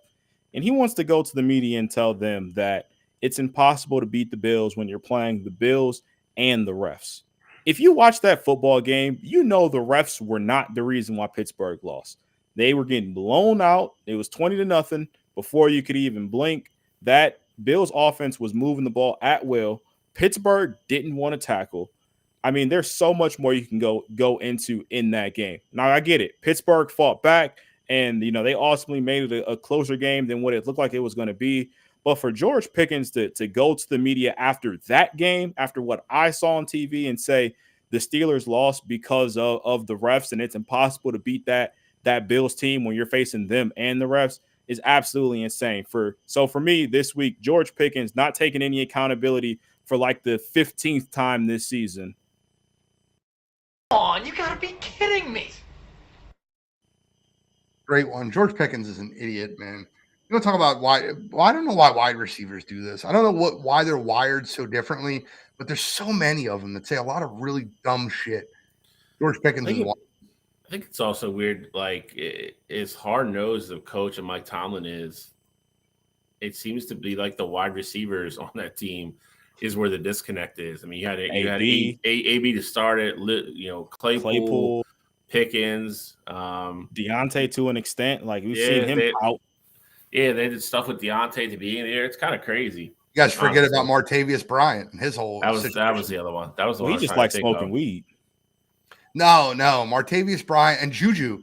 Martavius Bryant was telling Pittsburgh reporters that he's the second best receiver on Pittsburgh and that Juju's only doing so well is because the coverage on him and Antonio Brown.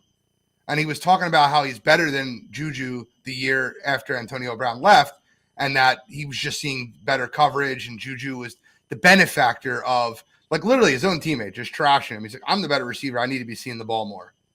Like, I'll never forget that. Juju's a nut too. They know how to pick them in Pittsburgh. They know how to George pick them in Pittsburgh. All right, Shally, what do you got? I'm gonna go with the Indianapolis Colts and Jim Irsay. This is a little bit of a touchy subject, so I don't want anybody to take this the wrong way. Back in December, there was a report out that Jim Irsay, was really sick and he was battling a respiratory illness and so forth and so on. And that's why he wasn't around the team and everything else.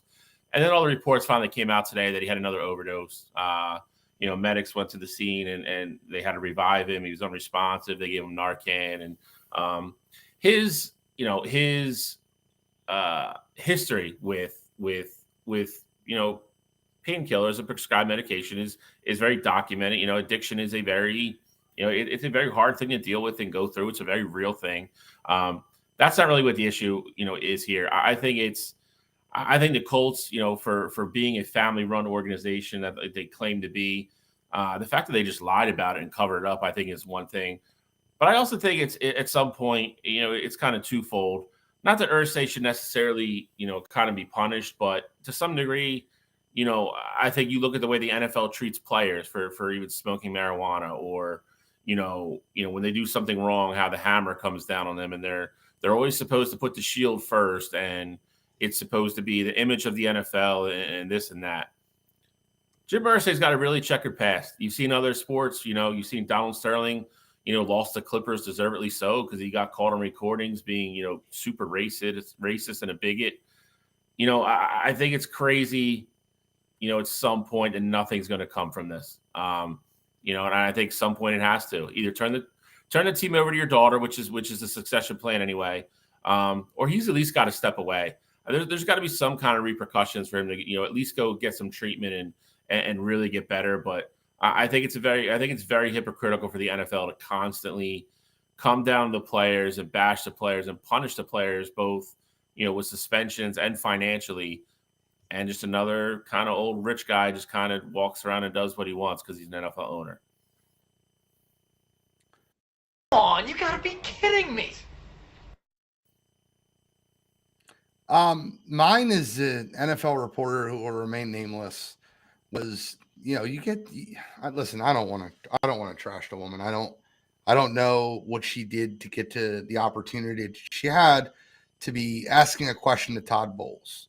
Todd Bowles, coach of the Tampa Bay Buccaneers, was asked in a recent interview how he's preparing his team for the cold weather of Detroit. It's supposed to be 13 degrees.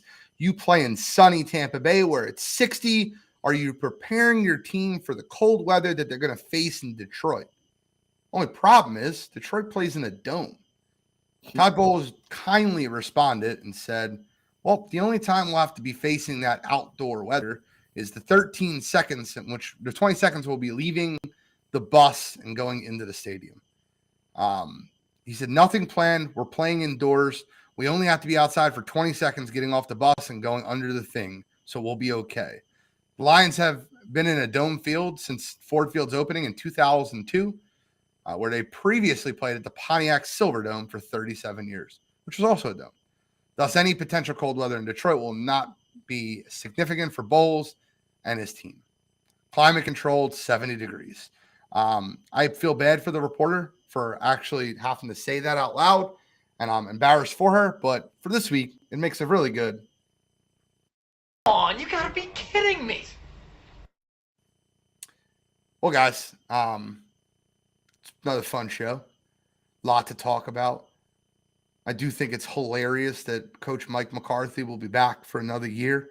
So the Cowboys are going to run it back. How about them Cowboys? Mike McCarthy, Dak Prescott, they're going to run it back. Hopefully Dan Quinn gets sniped. We'll just see that Cowboys team implode again.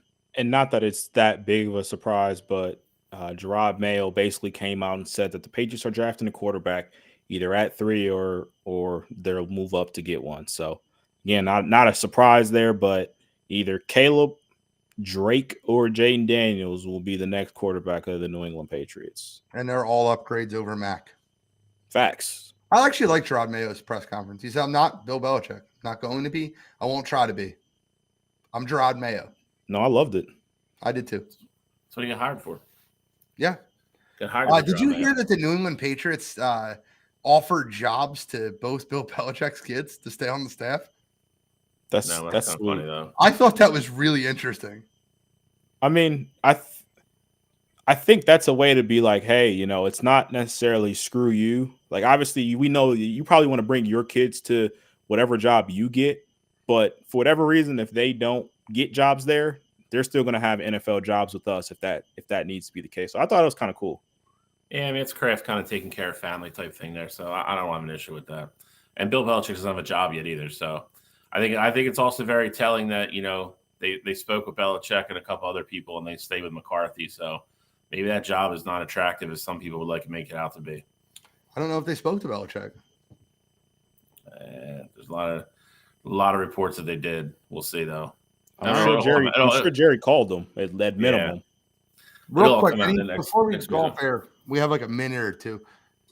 Any coaching predictions, updates from where you're at last week? Anything that you think happens in the next week that you want to put out there on record? No, I mean, I'll stand pat. Jim Harbaugh comes back to Michigan. I want that. I think I said the other day. I think either goes to the Chargers or goes to Michigan. I don't think he's going anywhere else, and I'll stay pat with that. I think he wants a decision quickly though, because I think at some point the people in Michigan are going to change the language in that thing and give him what he wants. And I also think if he goes back to Michigan, he's got to be able to get, you know, when the portal opens back up, to be able to like say, I'm definitely staying here. Here's my 10-year deal, and probably go after some of these people. So I actually think Harbaugh's going to be one of the first ones off the board one way or the other. He's either going to go to the Chargers or he's going to go back to Michigan. I think by this weekend, though, I think you see a couple of the positions filled now that more teams are eliminated and kind of more candidates are out there freely be able to interview. I will say I don't know who I'll replace him with. I don't think Brian Flores gets a job this cycle. Haven't really seen his name in a lot of interviews and things like that. So I don't necessarily think he gets a job this cycle. I think Harbaugh is going to end up going to the first team that gives him the offer that he's looking for. The Falcons have already made it known that they're willing to trade 8 if that means go getting a quarterback, or they could stay at 8 and maybe drive JJ. Like I think Atlanta could be a position for Harbaugh as well, but that's just, you know, the two coaching positions, how I feel about it. I will say I think it's really funny that the Las Vegas Raiders cannot hire Antonio Pierce due to the Rooney Rule. That is hilarious to me. That's how messed up that rule is. But thank you guys for tuning in to Wire2Wire Sports Podcast, episode 171. Got to shout out Kurt and Billy real quick. Cutting Edge Sports Apparel. New jacket. It's gonna be it's you know, we got to keep some stuff limited sometimes. We can't sell everything. This is gonna be the host only collection. So you will see everybody with jackets soon, but they did a great job. So thank you guys as always. Great job.